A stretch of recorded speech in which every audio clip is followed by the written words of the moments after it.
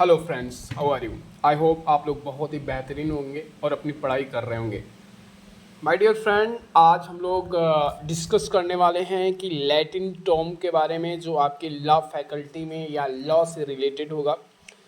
आप जैसा कि जान रहे होंगे कि लीगल के क्षेत्र में जब भी जुडिशरी के क्षेत्र में बात की जाती है तो वहाँ नॉलेज और आपके वर्ड कैसे हैं, आपके विचार कैसे हैं, आपके सेंस कैसे हैं, आपके लॉजिक कैसे हैं, वो मायने रखा जाता है। ना कि आपका हाइट देखा जाता है, ना आपके फिजिकल अटेंडेंस देखे जाते हैं। ओनली फॉर योर ब्रेन, आपके ब्रेन केमिकल्स वर्ल्ड कैसे हैं, आप किस चीज़ को किस लॉजिक के साथ सोचते हैं, कौन सा नेक्सस लगाते हैं बिहाइंड द केस, तो वो बहुत इंपॉर्टेंट करता है। उसी से रिलेटेड हम कुछ आपको लैटिन टर्म बताने वाले हैं, लैटिन वर्ड बताने वाले हैं, जो हमारे सीनियर एडवोकेट्स कई बार अपने आर्गूमेंट में इसको पेश करते हैं।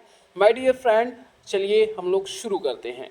पहला लैटिन वर्ड है एड इंटरिम। एड इंटरिम मैं इसको पढ़ूंगा, आफ्टर दैट उसके बाद मैं हिंदी में आपको बताने की पूर्ण कोशिश करूंगा। आशा है आप लोगों को समझ में आएगा। एड इंटरिम मतलब the ad interim means in the meantime और temporary. Ad interim stay means the temporary order of injunction passed by the court while the suit is still pending।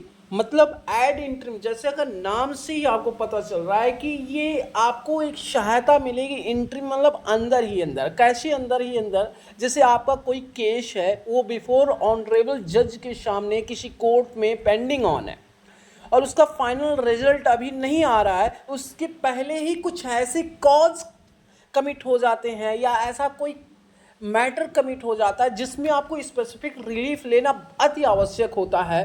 तो यदि आप ऐसे बिफोर द ऑनरेबल जज के सामने उस काज को रिप्रेजेंट करते हैं और रीजनल काज होता है, तो उस दरमियान हमारे जो जज हैं, ऑनरेबल जज हैं, आपको एड इंटरिम एड दे देते हैं, एक आपको रिलीफ दे देते हैं, जिसको कहते हैं स्पेसिफिक रिलीफ दे देते हैं।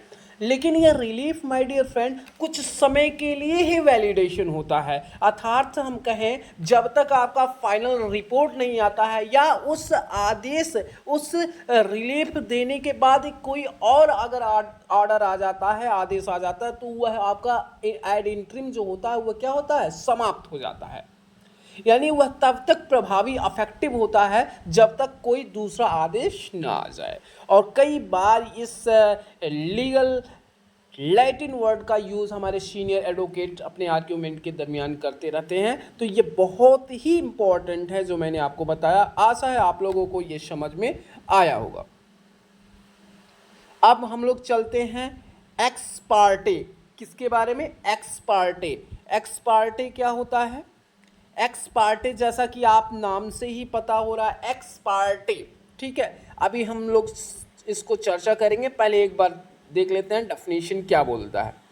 इन simple word, the court can take the proceeding in the court without the presence of another party in the case and ex parte order in India refers to the court order that is granted without the involvement or presence of one of the parties involved in the case। मतलब इसका क्या होगा my dear? X party मतलब होता, party मतलब party, you know, party. यानी यदि कोई पार्टी अपना case before the honourable court, before the honourable जज, पर्टिकुलर जज who is lead of your case, वह वहाँ पे वाद लाता है और वाद लाने के बाद वह प्रस्तुत नहीं होता है, चाहे कोई भी पार्टी, चाहे विपक्ष पार्टी, चाहे वादी पार्टी। अगर वादी या प्रतिवादी में से कोई ऐसा पार्टी जो है समय पे, निश्चित अवधि पे जब सम्मन किया जाता है, बुलाया जाता है, वहाँ पे प्रस्तुत नहीं हो पाता, ऐसा कई मल्टीपल टाइम में 2-3 टाइम बार ऐसा प्रस्तुत नहीं हो पाता है, तो उस दरमियान कोर्ट कॉन्टेम्प्ट ऑफ कोर्ट समझ करके कि कोर्ट का अवमानना हो रहा है, या आप जो हमारे ऑनरेबल जज होते हैं वो समय के दुरुपयोग या समय के अभाव होने के कारण वह मैटर को एक्स पार्टे कर देते हैं, यानी एक पक्षी न्याय दे देते हैं, एक पक्षी क्या कर देते हैं, जजमेंट दे देते हैं। जैसा कि आपने देखा यहाँ पे, without the presence of another party, बिना दूसरे प्रेजेंट, यानी जब तक दूसरा पार्टी जब सम्मन किया जाता है बिहाफ ऑफ द कोर्ट नहीं पहुंचता है, ये मल्टीपल टाइम में ऐसे होता है, अगर वो नहीं पहुंच रहे हैं तो उस दरमियान एक्स पार्टी मैटर कर दिया जाता है. Moving on, next legal word, and this is informa pauperish. Informa pauperish मतलब होता है आपके पुअरनेस से, पॉवर्टी से है. देखते हैं informa pauperis, a Latin term meaning in the manner of a pauper, a suit brought in the forma pauperis allows a poor person to bring shoot without incurring the cost of the shoot.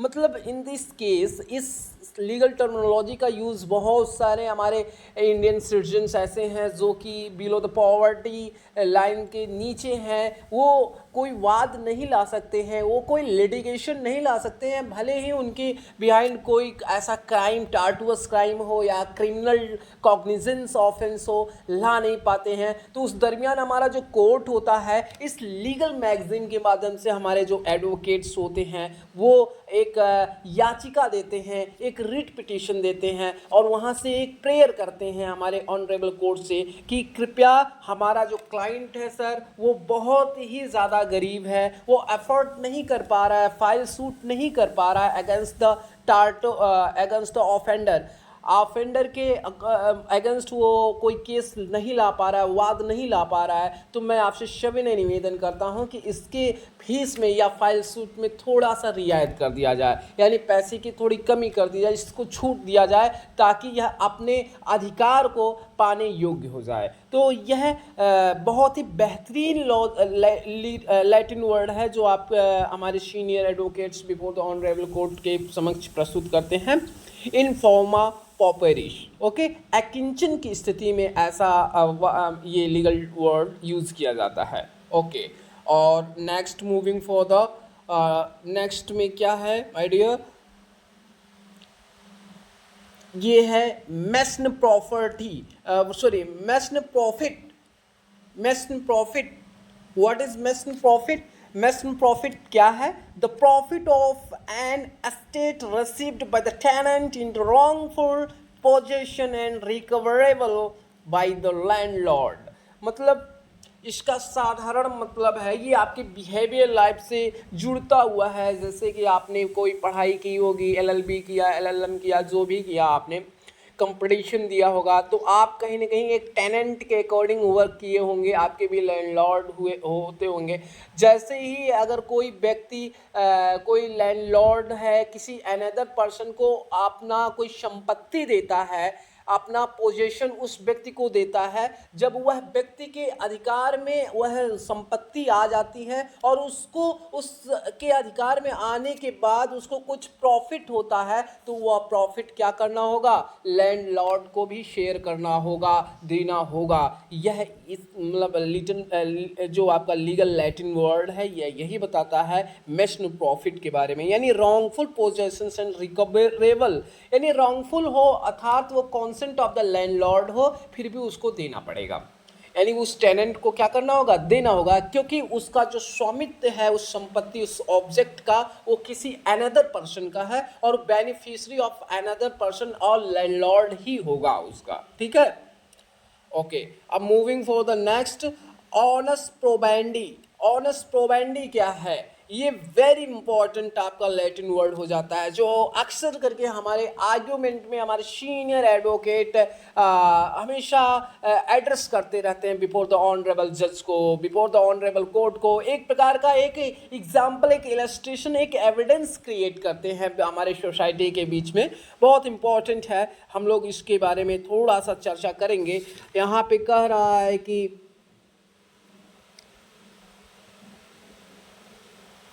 onus probandi is a general rule that party who alleges the affirmative of any proposition shall prove it, and the onus probandi lies upon the party who seek to support his case by the particular fact of which he is supposed to be the cognizant. मतलब होता है my dear कि यदि कोई व्यक्ति, यदि कोई ऐसा वादी ही अपने कथन की पुष्टि का साक्ष्यभार होता है, यानी आप यह भी जानते हैं, ये तो कॉमन सेंस, एक लॉजिकल थॉट है, एक कॉमन थॉट है कि यदि आप किसी भी कोर्ट में, ऑनरेबल कोर्ट में, बिफोर द जज के सामने आप कोई भी फैक्ट एंड इशू लाते हैं, कोई अपना केस लाते हैं, तो उसके बाद का जो आर्ग्यूमेंट होगा या उससे रिलेटेड जो भी एविडेंस होंगे, वो सब एविडेंस आप क्या करेंगे, आपका बर्डन ऑफ प्रूफ होगा कि उसको प्रूव करेंगे। लेकिन यदि आप ऐसा करने में असमर्थ हो जाते हैं तो जिसके अगेंस्ट आप फाइल शूट करते हैं उसकी जिम्मेदारी बन जाती है, वो ट्रांसफ़र जिम्मेदारी हो जाती है कि वो उस वाद को क्या करे, उससे डिफेंड करने के लिए अपने आप को प्रूव करे कि जनाब ऐसा मैंने कोई एक्टिविटी नहीं किया। यदि वो प्रूव कर लेता है तो केस वो हार जाते हैं। तो ओनस प्रोबेंडी का मतलब होता है कि पहला जो भार होता है वो वादी पे ही होता है। कोई भी लिटिगेशन ला रहा है, कोई भी केसेस ला रहे हैं, कोई फैक्ट एंड इशू अगर रेज करा है अगेंस्ट द अनदर पार्टी, तो वहाँ पे उसको पूर्ण जिम्मेदारी है, बर्डन ऑफ प्रूफ है कि वादी उसको क्या करेगा, पहले सिद्ध करेगा कि ये एलिगेशन अगर मैं लगा रहा हूँ जनाब, तो ये लॉजिकल थॉट ये है, बेसमेंट थॉट ये है, इस बेस पे मैं इन पे लगा रहा हूँ और ये हमारे डैमेजेस क्लेम किए हैं। ओके माय डियर स्टूडेंट्स, अब लास्ट लैटिन वर्ड हमारा आता है sub judice. It's very very very important for civil nature, criminal nature, tortuous nature, very important legal Latin word है जो हमारे सीनियर एडवोकेट्स जो होते हैं, बैरिस्टर्स जो होते हैं, वो इसका उपयोग करते रहते हैं। What is that, what is says it. तो इसमें देखिए क्या है, in law sub judice Latin for the under a जज means that a particular case or matter is under trial or being considered for a judge or court।